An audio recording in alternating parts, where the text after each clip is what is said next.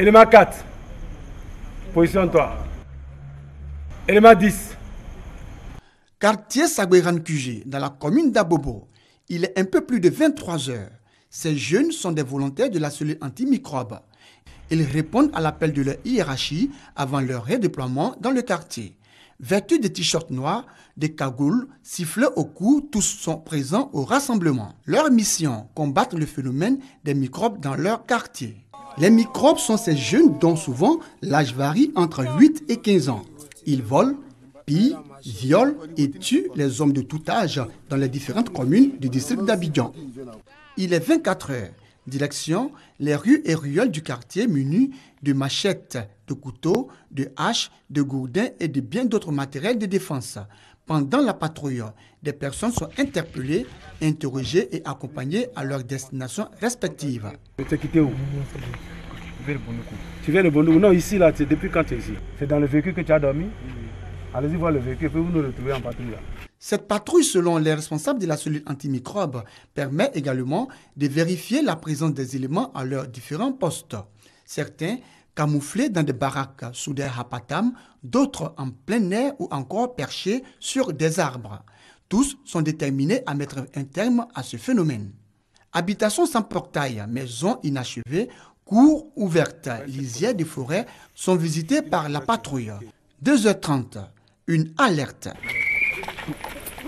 Portez la cagoule. Portez la cagoule. Les hommes de la patrouille se dirigent sur les lieux. Dans leur maille, un jeune homme de 16 ans pris en flagrant délit de cambriolage. Interrogé, il passe aux aveux. C'est parce que je n'ai pas les moyens que je vole dans le domicile. Je vous jure au nom de Dieu que ce n'est pas moi qui tue les gens. Le jeune cambrioleur sera confié aux éléments du Centre de coordination des décisions opérationnelles CCDO en poste à Abobo qui le mettront à la disposition d'un des commissariats du district de police de la commune. Quelques minutes plus tard, dans les filets de la cellule antimicrobe, 2 autres jeunes plus âgés. Sur eux, plusieurs objets volés. Une moto, une mini-chaîne, des bouteilles de gaz, entre autres. Des voleurs qui seront conduits au commissariat par les éléments de la police du 21e arrondissement. La présence de la cellule antimicrobe dans le quartier est saluée par certains opérateurs économiques exerçant dans la nuit, mais aussi par les populations. Avant, il y avait beaucoup de choses qui se passent. Il y a toujours palabre, il y a toujours graissé, tout ça. Mais Dieu merci, pour le moment, ça va. Ça fait presque 2 ans dans le quartier. Les femmes, tous les vieux, vraiment, nous, on n'arrive pas à dormir. Surtout cette année même.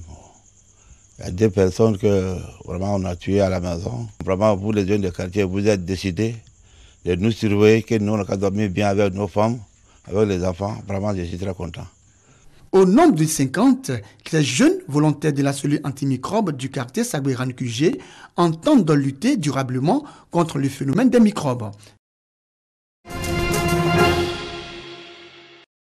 Classée patrimoine mondial de l'UNESCO depuis le 29 juin 2012, la ville historique de Grand-Bassam a besoin de se doter d'un plan de sauvegarde et de valorisation de ses richesses et valeurs.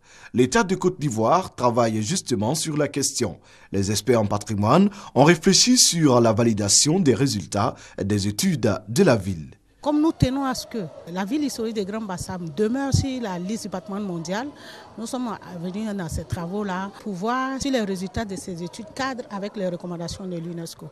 L'intérêt que, à la fois, le ministère de la Culture, mais au-delà du ministère de la Culture, la primature, la présidence porte à ce dossier, me fait donc augurer de lendemain meilleur pour notre ville. Bassam va être un pôle d'excellence et d'expertise, donc il y a énormément de choses qui vont partir.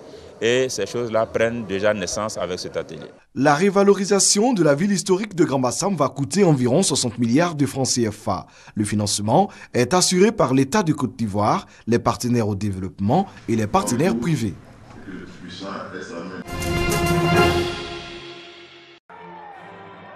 Elle est désormais connue. La plus belle du concours de beauté Aoulaba, Côte d'Ivoire, édition 2015. Kwaku Laetitia Inès Oussou, 26 ans, mère d'un enfant et caissière de formation. Je suis très heureuse, très heureuse. Voilà, vraiment très heureuse. Je remercie surtout ma marraine, Tanti Fatou, qui m'a beaucoup aidée. Merci beaucoup à elle et à la mairie de Koumassi.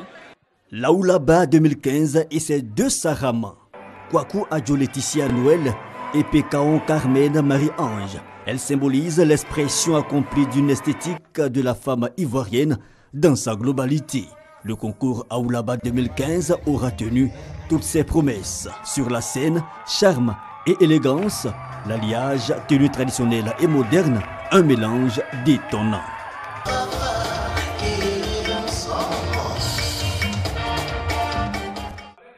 Elles étaient 18 candidates à l'assaut du podium. Toutes ont été à la hauteur de l'événement, selon le ministre Anne-Désiré Oloto, représentant la marraine, la première dame, Dominique Ouattara. Je félicite en tout cas toutes ces belles dames qui ont osé, n'est-ce pas, et qui vendent bien l'image de la femme africaine. Je pense que Madame la première dame sera fière de ses sœurs qui ont su représenter la culture ivoirienne, la beauté de la femme africaine et tous les canons, n'est-ce pas, de la femme ivoirienne en particulier. Satisfait partagé par le comité Aoulaba Côte d'Ivoire, Kassi.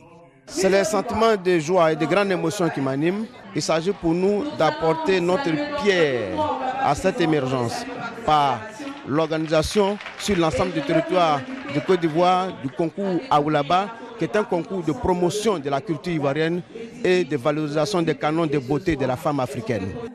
Aoulaba 2015 baisse donc le rideau. Il s'agira désormais pour la nouvelle élue de jouer sa partition durant son mandat, placé sous le signe du rôle de la femme dans la réconciliation et l'unité nationale.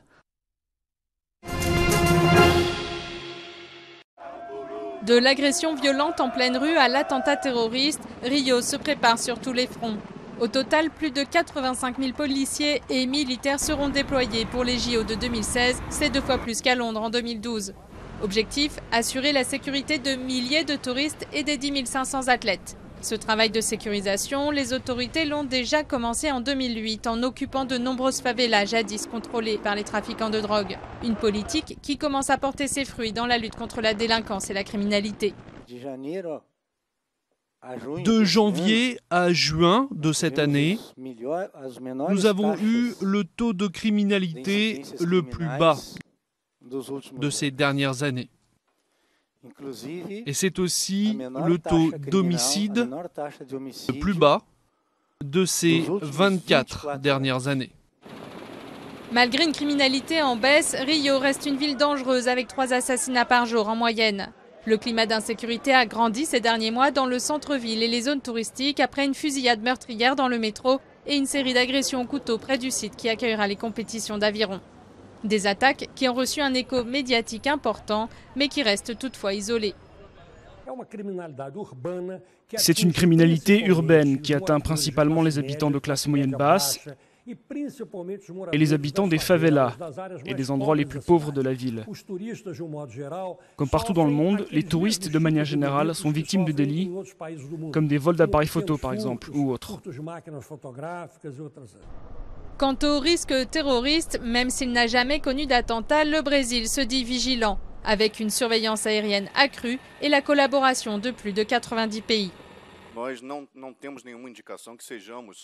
Nous n'avons aucune indication selon laquelle nous serions pris pour cible par des mouvements extrémistes. Cependant, le Brésil va être sur le devant de la scène avec cet événement. Et cela peut attirer l'attention de groupes extrémistes. Et c'est exactement pour cela que nous faisons un travail permanent de veille. Rio est devenue experte dans l'organisation de méga-événements. Avec un carnaval annuel et les festivités du Réveillon, la ville a aussi accueilli sans couac le sommet de l'environnement Rio+20, la visite du pape François et ses 3 millions de pèlerins sur la plage de Copacabana, la Coupe des Confédérations et le Mondial de football. Avec les JO, Rio termine un grand chelem inédit à l'échelle internationale.